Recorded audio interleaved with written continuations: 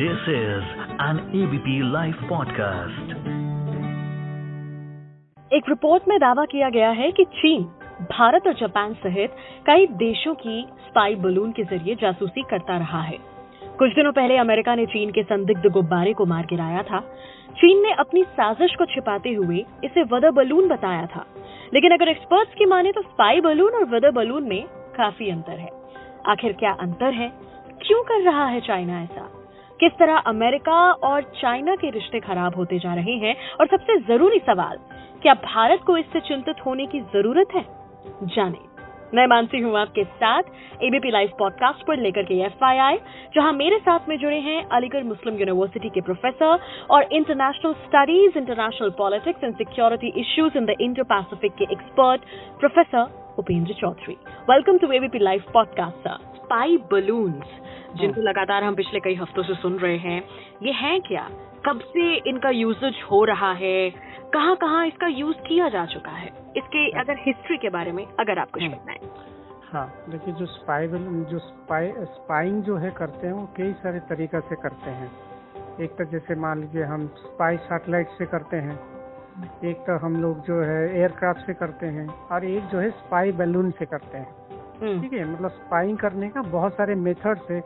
उसमें से बैलून के द्वारा स्पाइंग करना एक पुराना, और अभी आप कह सकते हैं एक दोबारा से किया जा रहा है। ये बहुत ही पुराना मेथड है, क्योंकि तब तो ना तो कोई मतलब एयरक्राफ्ट था, ना तो कोई मतलब स्पाई सैटेलाइट था। ये बहुत ही पुराना मेथड है जो अभी रिन्यू हो रहा है। आप ये एक सेंस में कह सकते हैं ये रिन्यू हो रहा है।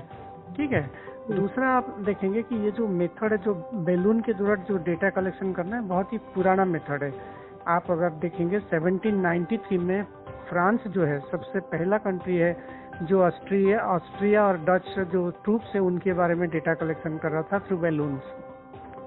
और उसके बाद आप देखेंगे कि जो यूनाइटेड स्टेट्स है उसने जो अमेरिकन सिविल वॉर में भी ये बैलून का यूज करके डेटा कलेक्ट करता था। जो लोग प्रोटेस्ट करते थे, जो लोग वार करते, सिविल वॉर अमेरिका में जब चल रहा था अब्राहम लिंकन के टाइम।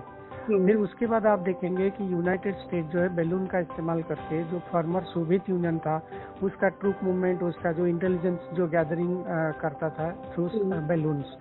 और इवन जापान भी जो है सेकेंड वर्ल्ड वॉर के टाइम जो है अमेरिका से जो इंफॉर्मेशन कलेक्ट करता था थ्रू बैलून्स। तो ये बैलून बहुत ही पुराना मेथड है डेटा कलेक्शन करने का।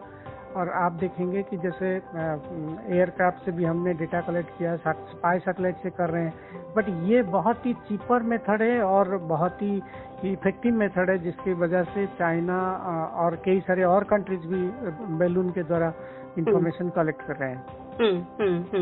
ठीक है, क्योंकि जैसे फ्लाइट में अगर जैसे मान लीजिए एयरक्राफ्ट में कोई करे तो उसको कोई उड़ा देगा, तो एयरक्राफ्ट जो है अगर जल जाता है तो उससे बहुत सारे लोग मर जाएंगे। ठीक है। स्पाई सैटेलाइट जो है जो रोटेट करता है अर्थ के ऊपर, तो वो अगर उसको कोई मतलब मान लीजिए उड़ा देता है तो उससे क्या होगा कि बहुत ही महंगा है एक सैटेलाइट बिल्डअप करना, उसको छोड़ना बहुत महंगा है। उस हिसाब से बैलून जो है बहुत ही आसान है, चीप है और बहुत ही इफेक्टिव मेथड है। और पुराना मेथड भी है जी। तो अगर हम इसकी वर्किंग के बारे में देखें, बिकॉज चाइना ने तो इसे वेदर बलून कह दिया, तो अगर आप इसके बारे में बताना चाहें, स्पाई बलून वर्क कैसे करते हैं? देखिए, ये जो स्पाई मतलब दो प्रकार का बैलून फिलहाल मतलब हम लोग जानते हैं। एक है जो वेदर फोरकास्ट, मतलब बेसिकली जो वेदर रिलेटेड इंफॉर्मेशन कलेक्ट करता है वो बैलून। ठीक है। वेदर रिसर्च के बारे में भी, वेदर रिसर्च, वेदर का पैटर्न, वेदर का मतलब टाइप, ये सब चीजों के बारे में वेदर रिलेटेड, वेदर से रिलेटेड जितने सारे इंफॉर्मेशन कलेक्ट करते हैं उसको कहते हैं वेदर रिसर्च बैलून। ठीक है। तो वो नॉन कंट्रोवर्शियल है, वो हर किसी के लिए यूजफुल है, उसमें कोई बहुत बड़ी बात नहीं है।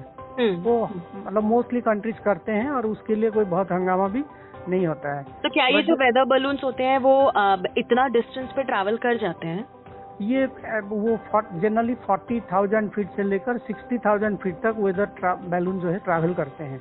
जी। ठीक है।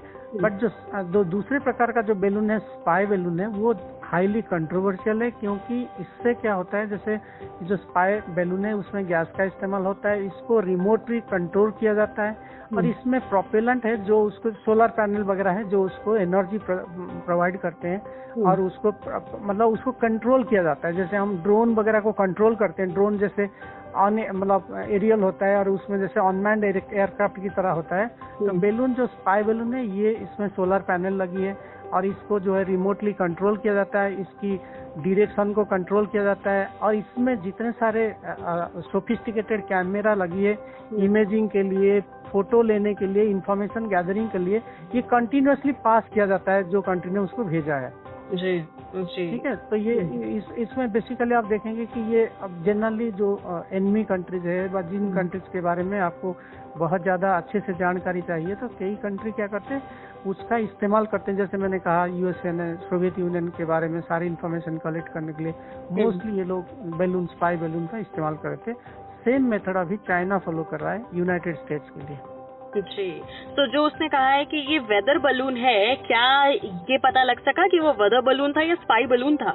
देखिए, ये अभी फिलहाल जो बैलून का जो डेब्रिस गिरी है अटलांटिक ओशन में, तो उसको ये लोग यूनाइटेड स्टेट्स का जो आर्म पर्सनल है, जो उनका इंटेलिजेंस एजेंसी है, वो सारे कलेक्ट कर रहे हैं और उसको स्टडी कर रहे हैं कि उसमें अगर ये मतलब एक चीज से ये क्लियर हो रहा है कि ये स्पाई बैलून है, क्योंकि इसमें सोलर पैनल जो लगा था वो जनरली वेदर बैलून में नहीं लगता। जी बिल्कुल। तो सोलर पैनल से अभी तक जितने सारे मतलब फाइंडिंग्स हुआ है उससे ये पता चल रहा है ये स्पाई बैलून है, क्योंकि एक तो इतने ऊपर 60,000 फीट के ऊपर वो मतलब जो फ्लाई कर रहा है और दूसरा है उसमें सोलर पैनल लगने का मतलब इट इज रिमोटली कंट्रोल्ड। जो वेदर बैलून होता है वो रिमोटली कंट्रोल नहीं होता है, उसकी लिमिटेड यूटिलिटी होता है, लिमिटेड पर्पस होता है। हाँ, बिल्कुल सही बात। अच्छा, एरोस्पेस लॉज के बारे में अगर हम बात करें, क्योंकि ये किसी और के टेरिटरी में उड़ रहा है, तो इसके बारे में अगर आप बता सकें। तो देखिए, हमारा जो जितने सारे जो बेसिकली किसी कंट्री का जो एयर स्पेस, जो एरोस्पेस है, ठीक है, तो उसमें क्या होता है, कमर्शियल फ्लाइट वगैरह जाते हैं, सिविलियन फ्लाइट जाते हैं, मिलिट्री फ्लाइट जाते हैं, ठीक है, उसमें कोई इशू नहीं है। वो इंटरनेशनल, हमारा जो इंटरनेशनल सिविल एविएशन ऑर्गेनाइजेशन है उसका सारे रूल्स रेगुलेशन को फिक्स करता है, ठीक है। उसको छोड़ के एक शिकागो कन्वेंशन है जो ये सारे जो जैसे फ्लाइट वगैरह जाता है, कितने डिस्टेंस में रहना चाहिए, कौन सी कंट्री के एयर स्पेस में ट्रैवल करेगा, किस तरह परमिशन होगा, ये सब चीजों को इंटरनेशनल सिविल एविएशन ऑर्गेनाइजेशन जो है इसके लिए रूल बनाता है, ठीक है। तो किसी भी कंट्री का जो एयर स्पेस है, अगर कोई दूसरा मतलब जैसे चाहे फ्लाइट जाए, चाहे एयरक्राफ्ट जाए, चाहे मतलब किसी भी प्रकार का, तो उसकी एक्सप्लिसिट परमिशन लेने की जरूरत है। जी। आपको याद होगा कि इंडिया ने अभी सीरिया और टर्की में जो रिलीफ असिस्टेंस भेजा, उसके लिए उसने पाकिस्तान का एयर स्पेस को बाईपास करके उसने वो मतलब फ्लाइट जो भेजा टर्की और सीरिया के लिए, क्योंकि पाकिस्तान के साथ हमारे अच्छे रिलेशनशिप नहीं है और हो सकता है पाकिस्तान परमिशन दे ना दे, तो विदाउट वेटिंग फॉर पाकिस्तान से एक्सप्लिसिट परमिशन इंडिया ने उसका इंडिया चाहता था पाकिस्तान का एयर स्पेस का यूज कर सकता था जी, बट क्योंकि उसका परमिशन इंडिया को एक्सप्लिसिट नहीं मिला है, तो इसीलिए इंडिया ने पाकिस्तानी एयर स्पेस को बाईपास करके उसने रिलीफ मटेरियल टर्की और सीरिया के लिए भेजा। तो इसीलिए अगर कोई मतलब आप अगर बैलून भेजते हैं, चाहे वो वेदर का हो, चाहे वो मतलब स्पाइंग पर्पस के लिए, तो किसी भी दूसरे कंट्री का एक्सप्लिसिट परमिशन के बिना आप ऐसा नहीं कर सकते हैं। अगर आप ऐसा करते हैं तो उससे उस कंट्री का सोवरेनिटी का वायलेशन हो रहा है। और दूसरा, वो अपनी सेल्फ डिफेंस में उस बैलून को शूट करके गिरा सकते हैं जी। तो चाइना का अगर वो वेदर मतलब gathering, weather information gathering balloon था या वेदर बैलून था, तो चाइना को, या मतलब जैसे स्पाई बैलून था, स्पाई बैलून के लिए तो कोई परमिशन लेगा नहीं कि जो स्पाइंग करते हैं तो किसी को बता के तो नहीं करेंगे। अगर चाइना क्लेम करता है कि वो वेदर फोरकास्टिंग व वेदर रिलेटेड बैलून है, तो उनको यूएसए से परमिशन लेना चाहिए, एक्सप्लिसिट परमिशन लेना चाहिए। और यूएसए का एक एक्स्ट्रा लॉ है कि वो परमिशन यूनाइटेड स्टेट्स का सेक्रेटरी ऑफ स्टेट का लेवल की होनी चाहिए और रिटिन में होनी चाहिए। बिल्कुल। मीडिया रिपोर्ट्स में कहा गया है कि चाइना ने तो अब तक 40 कंट्रीज में स्पाई बलून भेजे हैं। तो चाइना क्या करना क्या चाह रहा है, क्या मिलेगा क्या उसे?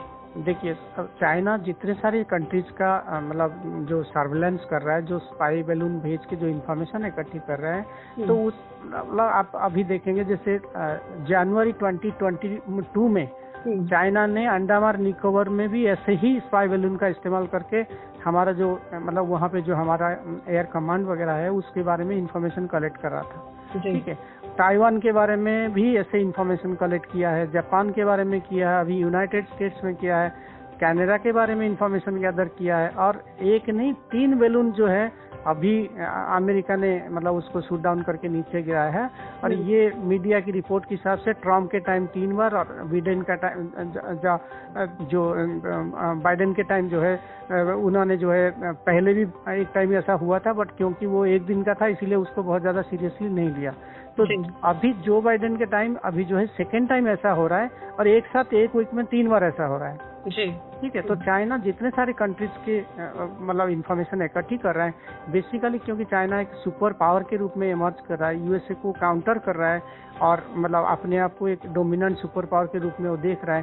तो ये बहुत सारे कंट्रीज, जितने कंट्रीज के बारे में चाइना को लगता है कि हम अगर कल सुपर पावर के रूप में इमर्ज हो रहे हैं या हम इकोनॉमिकली पावरफुल हो रहे हैं, तो हमें इन कंट्रीज के बारे में एग्जैक्ट इन्फॉर्मेशन, बहुत सारी इन्फॉर्मेशन अलग अलग तरीक़ा से चाहिए, चाहे वो मतलब मैन मिशन हो, चाहे वो अनमैन मिशन हो, थ्रू सैटेलाइट्स, थ्रू बैलून्स या थ्रू एयरक्राफ्ट, किसी भी तरह। ये अब ये सारे कंट्रीज के बारे में पर्टिकुलर जो 40 कंट्रीज का नाम दिया, जिसमें से जापान है, ताइवान है, इंडिया है, यूनाइटेड स्टेट्स है, कनाडा है, यूरोप है, तो जितने सारे कंट्रीज का मैंने नाम दिया या कॉन्टिनेंट्स का नाम दिया, इनके बारे में इनको बहुत ज़्यादा इंफॉर्मेशन डिफरेंट चैनल से मिलना चाहिए, ताकि उसी हिसाब से वो अपनी पावर पोजीशन को मतलब स्ट्रेंथन कर पाएंगे।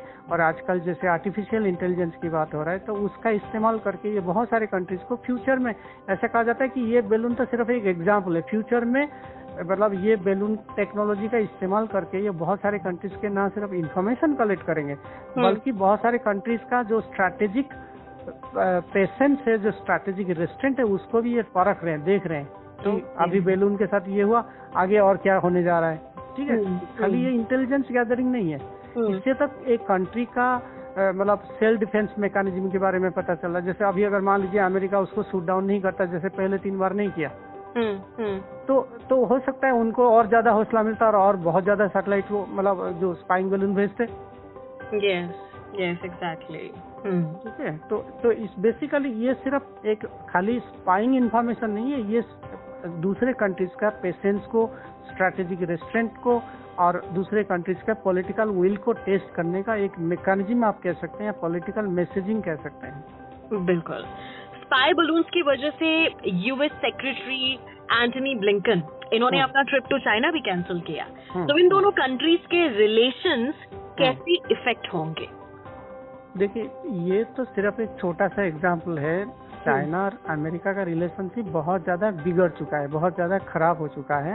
आप देखेंगे कि ये लास्ट ईयर जैसे नांसी पेलोसी जैसे ताइवान विजिट किया था, तो चाइना ने बहुत ज्यादा मतलब प्रोवोकेटिव एक्शन वगैरह लिया था अपनी नाराजगी को प्रकट करने के लिए, कि चाइना जैसे रसिया को सपोर्ट कर रहा है यूक्रेन वॉर के समय। तो बेसिकली उनके जो रिलेशनशिप है पहले से बहुत ज्यादा बिगड़ चुका है, और बिगड़ने का कारण ये है कि चाइना अमेरिका को लगता है अमेरिका का जो हेजीमनी है, अमेरिका का जो सुपर पावर स्टेटस है, चाइना कहीं ना कहीं उसको थ्रेटन कर रहा है। अमेरिका का हेजीमनी को कहिए, अमेरिका की पावर पोजीशन को कहिए, या अमेरिका का सुपीरियरिटी को कहिए। ठीक है, और मतलब ऐसा अमेरिका सोचता है, और चाइना सोचता है कि हम अगर एक मेजर सुपर पावर के रूप में उभर रहे हैं, तो कहीं ना कहीं अमेरिका हमें बंद कर रहा है, अमेरिका हमें स्टॉप कर रहा है। ठीक है, तो ये बेसिकली ये तो मेन रीजन है। और आइडियोलॉजिकली भी आप देखेंगे, अमेरिका एक मतलब जो है कैपिटलिस्ट कंट्री है, चाइना एक कम्युनिस्ट कंट्री है, और कैपिटलिस्ट और कम्युनिस्ट कंट्री का लड़ाई आप देख चुके हैं कोल्ड वॉर के टाइम। सोवियत यूनियन और अमेरिका किस तरह से लड़ रहे थे, जिनकी वजह से मतलब कोल्ड वॉर हुआ, और कोल्ड वॉर खत्म भी, और सोवियत यूनियन का विघटन भी हो गया। तो ये जो राइवलरी है यूनाइटेड स्टेट्स और चाइना के बीच में, ये बहुत ही लंबा है, और बहुत इसके अलग अलग कारण है। ये तो बैलून का एग्जाम्पल हुआ, या कोई मतलब यूक्रेन रशिया को सपोर्ट करना ओवर यूक्रेन वॉर में, तो ये सब एक अलग अलग कारण है, ये उसकी साइड इफेक्ट्स है। बट इनकी जो काजेस है वो सिस्टमेटिक है। जैसे मैंने बताया कि एक सुपर पावर को लगता है कि इनकी वजह से हमारी हेजीमनी खत्म हो रहा है, दूसरे को लगता है कि ये हमारी हम जो राइज कर रहे हैं एज ए सुपर पावर, इसको अमेरिका स्टॉप करने जा रहा है। तो ये सिस्टमेटिक प्रॉब्लम है एंड सिस्टमिक प्रॉब्लम है जी जी। और इनकी जो फ्यूचर रिलेशनशिप है, ये सारे एपिसोड से ये लगता है कि इनकी रिलेशनशिप इतना डिस्ट्रस्टफुल हो चुका है कि एक दूसरे को बिना बताए ये इस तरह से काम हो रहा है। इससे पता चला कि इनकी रिलेशनशिप बहुत ज्यादा खराब हो चुकी है और आगे भी और ज्यादा खराब होने की संभावना है। बिल्कुल, कहीं ना कहीं रिलेशनशिप तो यूएस के अंदर जो बाइडेन की भी खराब हुई है अपने ही पार्लियामेंट और अपने ही लोगों में, क्योंकि ऐसा भी कहा गया है कि जो बाइडेन ने स्पाई बलून को गिराने में बहुत टाइम लगाया। तो इस पर आप क्या कहना चाहेंगे? देखिए, उसके पीछे दो कारण है। एक तो मतलब स्पाई बलून 60,000 फीट में मतलब जो है उड़ रहा है। आप यूनाइटेड स्टेट्स को एक बार विजिट करके कनाडा जा रही है, कनाडा से फिर वो यूएसए की तरफ आ रहा है। तो उसको जब मतलब एक ऑब्जेक्टिव था कि उसको प्रॉपरली स्टडी किया जाए कि ये क्या बैलून है, ये वेदर रिलेटेड बैलून है, वेदर रिसर्च रिलेटेड बैलून है, स्पाई बैलून है, क्या है, कि आप इमीडिएटली बिना जाने तो आप एक्शन करना सही नहीं है ना। तो जो 7-8 दिन लग गया उसको गिराने में, तो बेसिकली ये था कि एक तो उसके बारे में प्रॉपर इंफॉर्मेशन इकट्ठी किया जाए, उसके बाद एक्शन लिया जाए, ठीक है। और दूसरा है कि बैलून जब उड़ रहा है तो वो वेट कर रहे थे कि वो कैसे अटलांटिक ओशन में जाए और तब उसको गिराए, ताकि अगर वो लैंड एरिया में गिरता तो हो सकता है उससे लोगों के ऊपर, बिल्डिंग के ऊपर या कमर्शियल बिल्डिंग हुआ लोगों के ऊपर, उनके ऊपर बैड इफेक्ट पड़ता है, हो सकता है लोग मर भी जाते जी। सेकेंड वर्ल्ड वॉर टाइम में जैसे जापान की बैलून की वजह से अमेरिका में सिविलियन डेथ भी हुआ था। तो इसीलिए वो वेट कर रहे थे कि किस तरह विंड डायरेक्शन के हिसाब से बैलून मतलब जो है ओशन में जाए और हम उसको वहीं गिराए, ताकि उससे सिविलियन कैजुअलिटी ना हो जी। तो ये रीजन है जिस वजह से उनका डिले हुआ उसको मतलब बैलून को गिराना जी। और आखिर में आपसे जानना चाहेंगे कि यूएस ने क्योंकि कुछ कंट्रीज के साथ बातचीत की है स्पाई बलून को लेकर के, क्या उसमें इंडिया शामिल था? और अगर नहीं भी शामिल था तो इंडिया को करना क्या चाहिए अपनी सिक्योरिटी को टाइट करने के लिए?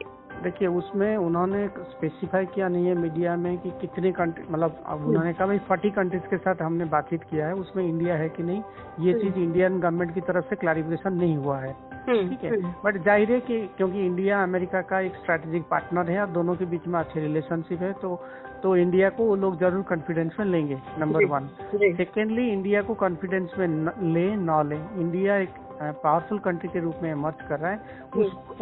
उसका इंडिया का अंडमान निकोबार भी मतलब जैसे मैंने बताया जनवरी 2022 में अमेरिका चाइना ने जैसे उसका स्पाई बैलून भेज के उसको मॉनिटर करा था इंडिया का army related, air force related activities.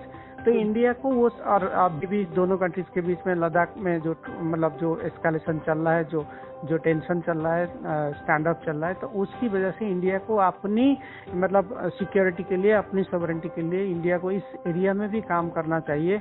क्योंकि हमने ड्रोन के बारे में जानते हैं कि वो कैसे डेटा कलेक्ट करता है, हम स्पाई सैटेलाइट के बारे में जानते थे, बैलून के बारे में तो हम कुछ नहीं जानते थे। तो अभी ये सारे एपिसोड से हमें पता चला कि इंडिया को इस एरिया में भी सोचना चाहिए कि आगे ये अगर अमेरिका के साथ ऐसा हो रहा है, इंडिया तो अमेरिका हिसाब से मतलब लेस पावरफुल है, तो इंडिया के साथ ऑलरेडी हो चुका है और आगे भी क्या कुछ हो सकता है। और क्योंकि इंडिया का चाइना जो है नेबरिंग कंट्री है, चाइना के रिलेशनशिप इंडिया के साथ अच्छा नहीं है, तो इंडिया को उसमें अमेरिका जितना कॉशस है उससे ज्यादा कॉशस तो इंडिया को होना चाहिए। और इंडिया को अपनी सर्वेलेंस, अपनी स्पाइंग, ये सब चीज़ों को भी बहुत स्ट्रेंथन करना चाहिए, ताकि फ्यूचर में अगर ऐसा कोई एपिसोड हो रहा है तो इंडिया उसको प्रॉपरली डील कर पाए। और दूसरा, जो बहुत सारे दूसरे कंट्रीज जो चाइना का इस स्पाइंग बैलून एपिसोड से अफेक्टेड हुए हैं, उनके साथ कोऑर्डिनेट करके जो इंटरनेशनल जो सिविल एविएशन ऑर्गेनाइजेशन है, तो उसमें भी ये सब चीज़ों के बारे में रूल्स रेगुलेशन को स्ट्रेंथन करने में अहम भूमिका निभाना चाहिए। यानी कि एट लास्ट ये कहना गलत नहीं होगा कि India should be worried. Definitely, क्योंकि इंडिया को ऑलरेडी वो बैलून के द्वारा स्पाई कर चुके हैं और आगे भी करेंगे जी। बिल्कुल। तो इसलिए, और क्योंकि हमारा रिलेशनशिप उनके साथ अच्छा नहीं है, अभी भी हमारा टेंशन चल रहा है लद्दाख में उनके साथ, तो इसीलिए वो तो मतलब आप सोचिए, हमें तो सिर्फ पता चला है एक चीज के बारे में, हो सकता है उन्होंने 10 चीज का सर्वेलेंस किए होंगे जो हमें पता भी नहीं है। हाँ जी, बिल्कुल। तो इसीलिए इंडिया को एक्स्ट्रा कॉशस होना चाहिए और दूसरे पार्टनर कंट्रीज के साथ कोलैबोरेट करके इस एरिया में जो इंटरनेशनल लॉ के हिसाब से हो तो वो कदम उठाना चाहिए, क्योंकि ये मतलब ये एक छोटा मोटा थ्रेट नहीं है, ये मेजर थ्रेट है और आगे ये सारे थ्रेट एस्केलेट कर सकता है, आगे ये बड़ा थ्रेट पोज कर सकता है इंडिया की टेरिटोरियल सोवरेनिटी के लिए और इसकी इंटीग्रिटी के लिए। बिल्कुल सर। आज जो हमने मुद्दा उठाया है स्पाई बलून्स के ऊपर बात करने का, इंटरनेशनल रिलेशंस को किस तरह से इफेक्ट होंगे इस पे बात करने का, अगर आपको लगता है कोई वो बात जो इन सवालों में कवर नहीं हुई, इस मुद्दे से जुड़ी, जो आम लोगों को जानना जरूरी है, प्लीज शेयर कर सकते हैं आप सर। हाँ, मैं सिंपल लास्ट में यही कहना चाहता हूँ कि देखिए मतलब जो स्पाइंग तो बहुत सारे तरीका से करते हैं, बट चाइना जिस तरीका से अभी सोच रहे हैं न्यू मतलब ये जैसे मैंने कहा 1793 में बैलून का इस्तेमाल हुआ था स्पाइंग के लिए, वो पुराना टेक्नोलॉजी को चाइना अभी अगर न्यू तरीका से आर्टिफिशियल इंटेलिजेंस के माध्यम से उसका यूज करके इंफॉर्मेशन गैदर करना चाहते हैं, तो आम लोगों में एक अवेयरनेस होना चाहिए कि सिक्योरिटी रिलेटेड व कंट्री का मतलब सिक्योरिटी को किस तरह से अलग अलग एरिया से मतलब थ्रेट आ रहा है और चाइना उसमें किस प्रकार की रोल निभा रहा है और किस प्रकार की अमेरिकन जो मतलब एक्शन हुआ चाइनीज बैलून के खिलाफ। तो ये सब चीज़ों के बारे में एक लोगों में एक कॉमन अवेयरनेस होना चाहिए नेशनल सिक्योरिटी को लेकर, नेशनल सोवरेनिटी से रिलेटेड प्रॉब्लम को लेकर, ताकि मतलब आजकल सोशल मीडिया के माध्यम से लोग बहुत ज़्यादा फॉरेन पॉलिसी इश्यूज में शामिल हो रहे हैं, अपनी रिएक्शन दे रहे हैं, अपनी प्रतिक्रिया दे रहे हैं। तो लोगों को गवर्नमेंट ये जो सब चीज़ मतलब कर रहा है तो लोगों को इसमें सपोर्ट करना चाहिए, ताकि गवर्नमेंट जब भी कोई पॉलिसी मेजर्स के बारे में सोचेगा तो उसको लगेगा कि लोग भी हमारे साथ हैं। थैंक यू सो मच हमारे साथ जुड़ने के लिए एबीपी लाइव पॉडकास्ट पर। मैं मानसी हूँ आपके साथ, सुनते रहिए ABP live podcast. This is an ABP Live podcast.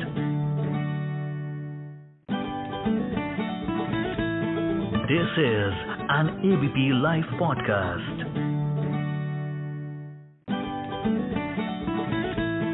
This is an ABP Live podcast.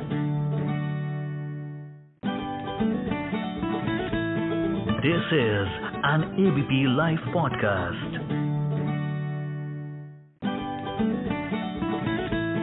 This is an ABP Live podcast. This is an ABP Live podcast.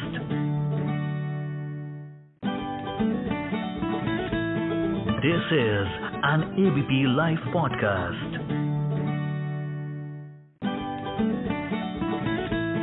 This is an ABP Live podcast.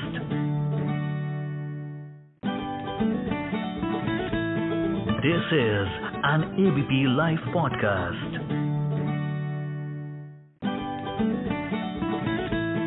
This is an ABP Live podcast.